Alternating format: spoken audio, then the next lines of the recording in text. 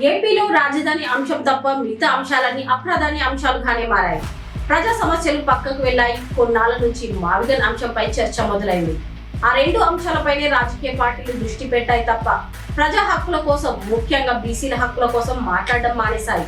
దశాబ్దాలుగా వంచనకు గురవుతున్న తమ హక్కుల కోసం సహనంతో ఎదురు చూస్తున్న బీసీలను టీడీపీ, వైసీపీ సహా ప్రధాన పార్టీలు చులకనగానే చూస్తున్నాయనేందుకు ఈ వైఖరే నిదర్శనం. ఓట్ల కోసమే బీసీలపై కపట ప్రేమను చూపిస్తున్నాయి తప్ప నిజమైన ప్రేమ కాదు. అందుకే బీసీల హక్కులంటే ఆ పార్టీలకు అంత చులకన, బీసీల అభ్యున్నతి పట్ల ఆ పార్టీలకు అంత నిర్లక్ష్యం.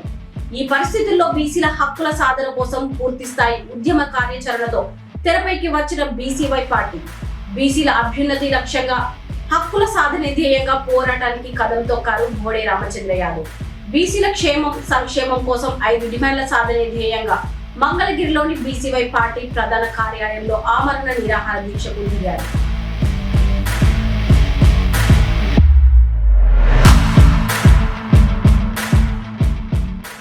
బీసీల రక్షణ చట్టం, రాజధాని ప్రాంతాల్లో బీసీలకు 1000 ఎకరాల భూమి కేటాయింపు, బీసీ కార్పొరేషన్లకు నిధులు, సమగ్ర కులగణన, విద్యా, ఉద్యోగ, స్థానిక సంస్థలు, చట్టసభల్లో బీసీలకు 44% రిజర్వేషన్లు ఇవ్వాలనే డిమాండ్లతో కొనసాగుతున్న ఈ దీక్షకు అంతకంతకు మద్దతు పెరుగుతోంది. ఈ డిమాండ్లు సాధిస్తే బీసీ బిడ్డల ఉద్యమ భవిష్యత్తుకు బంగారు బాటలు పడతాయి. బీసీ యువత, బీసీ ఆడబిడ్డల జీవితాల్లో వెలుగులు వస్తాయి. భావి తరాలకు సమాన హక్కులు అందుతాయి. రాజ్యాధికారం దిశగా వేగంగా అడుగులు పడతాయి.